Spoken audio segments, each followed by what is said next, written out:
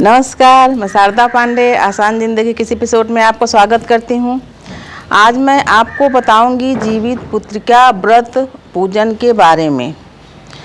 जैसा कि अभी पर्वों का त्योहारों का ही महीना चल रहा है, तो जीवित पुत्रिका जो पूजा और व्रत होता है, ये पूजा व्रत अश्विनी महीने की कृष्ण पक्ष की अष्टमी में मनाया जाता है। तो इस बार ये जीवित पुत्रिका व्रत और पूजन जो किया जाएगा वो 6 अक्टूबर 2023 दिन शुक्रवार को मनाया जाएगा। तो बहुत सारे प्रश्न करती हैं माताएं कि इसमें तो पितर चल रहा है, अष्टमी श्राद्ध है, पितर में कैसे इस व्रत को उठाएं। तो ये व्रत जब भी आप उठाएंगे तो पितर में ही पड़ेगा। ये जैसे महालक्ष्मी का व्रत जो है, जो 16 दिनों का होता है, वो संतान सप्तमी से शुरू होके और ये जो जीवित पुत्रिका की अष्टमी है, ये इस दिन समापन हो जाता है। ये भी पितर में ही होता है। तो आप अगर नया व्रत शुरू करना चाहते हैं तो आप इसी समय शुरू कर सकती हैं। बहुत सारे लोगों का ये मत है कि अभी अधिक मास होके गया है तो इस समय नया व्रत शुरू नहीं कर सकते हैं। मैं सबसे बोलूँगी कि अलग अलग ग्रंथों में अलग एक ही चीज़ें अलग अलग लिखी हुई हैं। हम अपने गुरु से पूछे हैं, वो बोले हैं कि उस अधिक मास के दौरान कोई नया व्रत शुरू नहीं करना चाहिए। उसके बाद आप तीज, करवा चौथ, जीवित पुत्रिका, संतान सप्तमी, जितने भी व्रत आएंगे आप सबको उठा सकते हो, व्रत शुरू कर सकते हो। ये जो जीवित पुत्रिका जीवतिया जिसको बोलते हैं, इस व्रत को माताएं अपने पुत्रों के दीर्घ आयु के लिए ये व्रत निर्जला किया जाता है। और इस व्रत का पूजन भी मध्याह्न से ही शुरू होता है, यानी 11:15 साढ़े 11 बजे से शुरू करके जब तक पूजा न हो जाए। व्रत कथा जरूर मंगा लें, उसको पढ़ें। ये पूजा भी नदियों, सरोवरों, तालाबों के किनारे ही होता है। जैसे बाकी सभी पूजा जो संतानवती का जो पूजा है, संतानवान महिला पुरुष जो करते हैं, वो भी तटों के किनारे है। जैसे छठ, हलषष्ठी, छठ बिहार, ये सब जो पूजा होता है ये सब नदियों के किनारे ही होता है।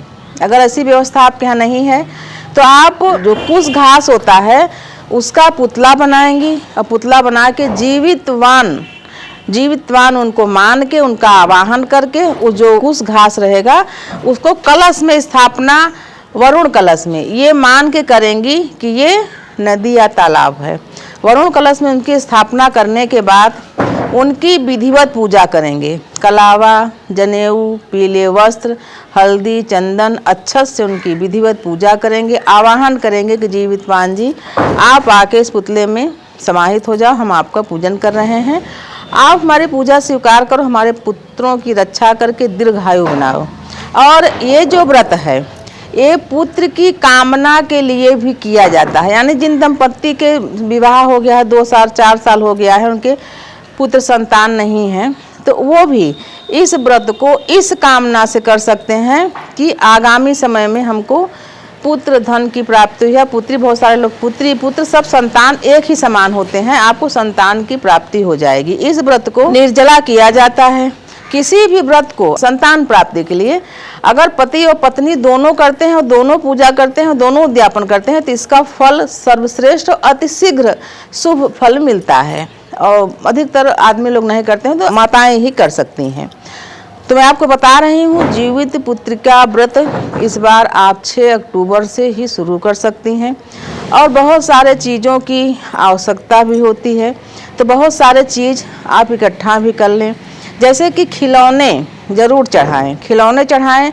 छोटे बच्चों का वस्त्र, जो छोटे छोटे बच्चे होते हैं 1 साल के अंदर के, उनका वस्त्र भी चढ़ाएं। जीवितवान जी को चढ़ा दें और फिर छोटे बच्चों में खिलौना और ये जो वस्त्र होता है बांट सकते हैं।